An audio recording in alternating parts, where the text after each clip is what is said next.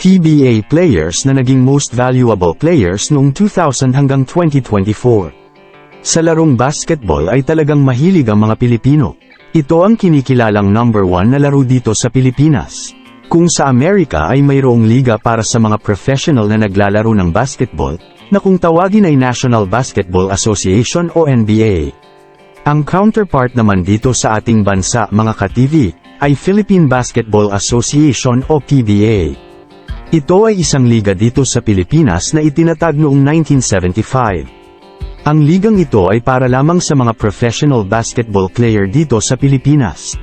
Ngunit alam nyo ba mga ka-TV kung sino-sino ang mga PBA players na naging most valuable players noong 2000 hanggang 2024? Mga ka-TV, bago ko ipagpatuloy ang videong ito ay huwag kalimutang mag-subscribe, like, share and click the notification bell ng channel na ito para maging updated kayo sa mga bago kong videos. Mga ka-TV, simulan na natin ang videong ito. PBA players na naging most valuable players noong 2000 hanggang 2024.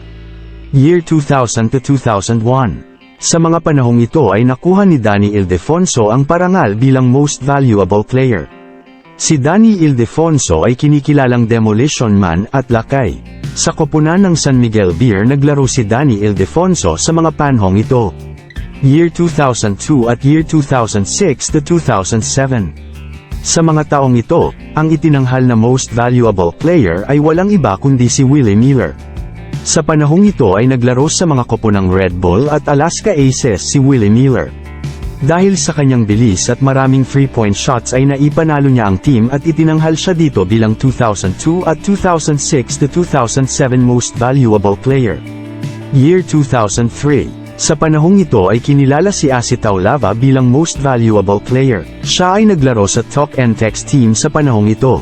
Isa siya sa mga bigman sa PBA at magaling ring shooters at rebounders. Si Asi Taulava ay tinawag na The Rock sa panahong ito. Year 2004 to 2005. Ang hook shot niya at hindi pangkaraniwang free throw ay talagang tumatak talaga sa mga manunood sa mga panahong ito. Ang itinutukoy ko ay si Eric Menk. Siya ay naglaro sa Barangay Ginebra sa mga panahong ito. Siya ang naging most valuable player sa taong ito. Year 2005 to 2006 at year 2008 to 2009. Sino pa ba ang hindi nakakilala sa may palayaw na Big James at A Man with a Million of Moves na PBA basketball player? Ang itinutukoy ko ay si James Yap. Siya ang kinilalang most valuable player sa panahong ito. Dahil sa kanyang galing sa paglaro ay nakuha niya ang parangal na ito. Year 2007 to 2008. Sa mga panahong ito ay itinanghal na most valuable player si Kelly Williams.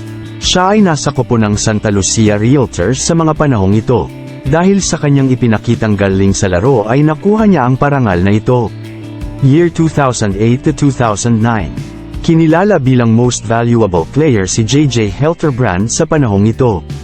Siya ay naglaro sa koponan ng Barangay Ginebra at naging famous na manlalaro ng koponang ito. Dahil sa mga 3-point shots, layups at magaling na laro ay nakuha niya ang parangal na ito. Year 2010 to 2011. Naglaro ang player na ito sa koponang Talk and Text at kinilalang magaling sa 3-point shots na player. Siya ang kinilalang most valuable player sa mga panahong ito. Ang itinitukoy ko ay si Jimmy Alapag. Year 2011 to 2012. Kinilala ang manlalarong ito na isa sa magaling na manlalaro sa koponang Barangay Ginebra. Siya si Mark Cagioa na naging most valuable player sa panahong ito. Tinulungan niya ang koponan na Barangay Ginebra upang mapanalo ito at naging champion sa panahong ito. Year 2012 to 2013. Ang most valuable player sa panahong ito ay walang iba kundi si Arwin Santos. Siya ay naglaro sa koponang Petron Blaze. Dahil sa ipinakitang galing sa paglaro ay nakuha niya ang parangal na ito. Year 2013 to 2018 at year 2019, 2022 to 2023. Ang naging most valuable player sa mga panahong ito ay walang iba kundi si Junmar Fajardo. Siya ang player na mayroon ng 7th Most Valuable Player Award. Siya ay naglalaro sa koponang San Miguel Beermen. Siya ay magaling na player kung kaya't nakuha niya ang maraming MVP awards. Siya ay Benan Sagang, the Kraken, sa PBA. Year 2021. Ang naging most valuable player sa taong ito ay si Scottie Thompson. Siya ay naglalaro sa koponang Barangay Ginebra. Si Scottie Thompson ay tinaguriang magaling na manlalaro sa PBA. Mga ka-TV, para maging updated kayo sa mga bago kong videos, don't forget to like, subscribe, share and click the notification bell ng channel na ito. Hanggang sa muli, maraming salamat.